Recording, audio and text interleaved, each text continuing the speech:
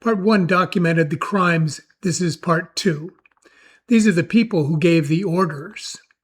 Donald J. Trump, President of the United States. As Commander-in-Chief, Donald Trump personally ordered every military action documented in Part 1.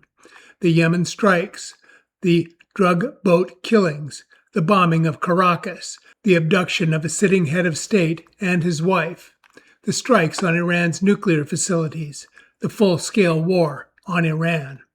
No declaration of war, no congressional vote, no UN authorization.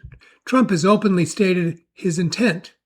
On the drug boat killings, he said, "I think we're just going to kill people that are bringing drugs into our country."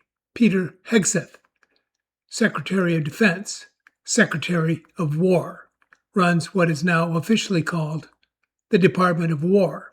He authorized and publicly celebrated the drug boat strikes, including the double-tap strike that killed 2 survivors in the water.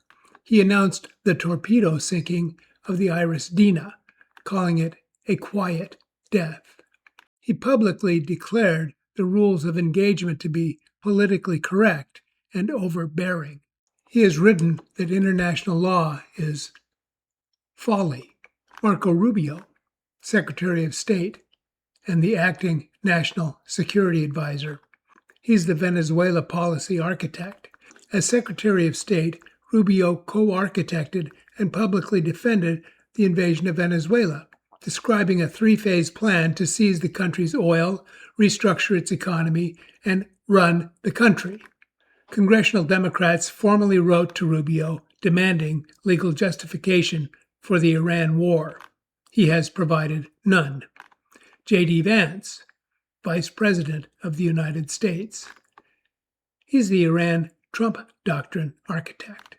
He has been described as the intellectual architect of what the administration calls the Trump doctrine: overwhelming military force, short duration, no long-term commitment. He participated in the internal deliberations over the Iran war, reportedly raising tactical concerns, not legal or moral ones. He has publicly defended every military action taken by this administration.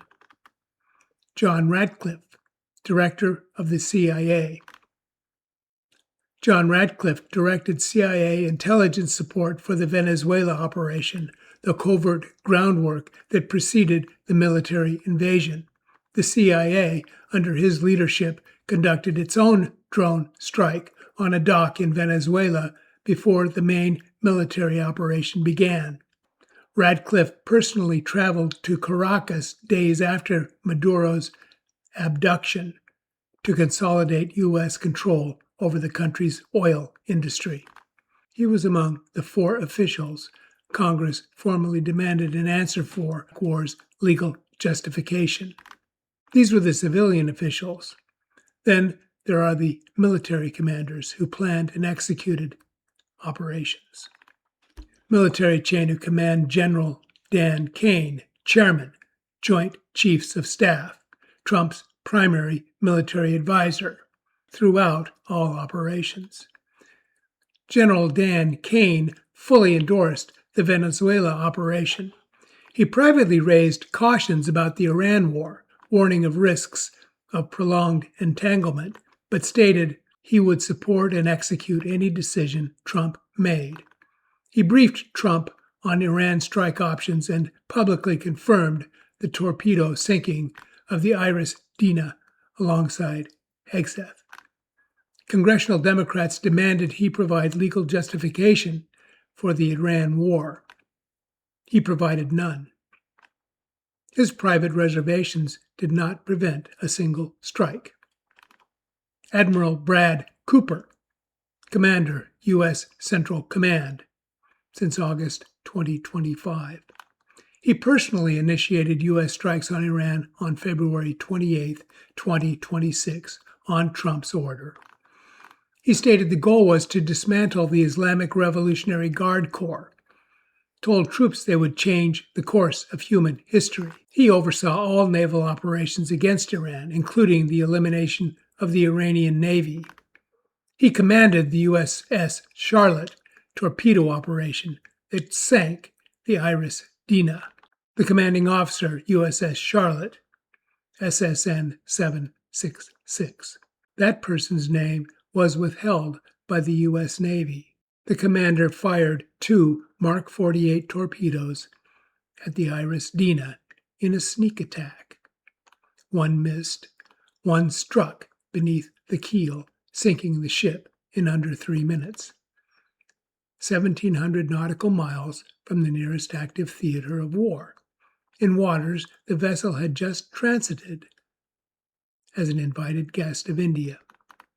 He then left the area without surfacing to rescue survivors, leaving 148 dead or missing in the Indian Ocean for Sri Lanka to deal with alone. His name has not been released by the U.S. Navy. He committed a war crime. He will likely receive a medal.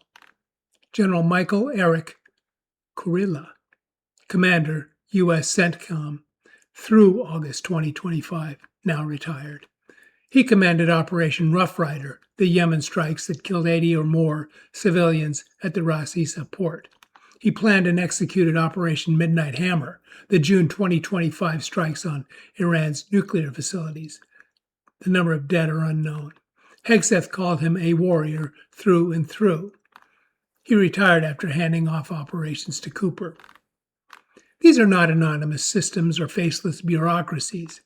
These are people, individuals with names, titles, and authority. They gave the orders. They signed the authorizations. They celebrated the results. The International Criminal Court, which exists to hold individuals accountable for exactly these acts, has been sanctioned by the Trump administration to prevent it from investigating. There is no current mechanism of accountability. There is only the record. This is that record. These crimes are documented by Human Rights Watch, Amnesty International, the ACLU, Lawfare, the Council on Foreign Relations, Democracy Now!, ProPublica, Al Jazeera, NPR, and congressional letters to Hegseth, Rubio, Ratcliffe, and Caine. No charges have been filed. There is no accountability, not yet. Remember these names.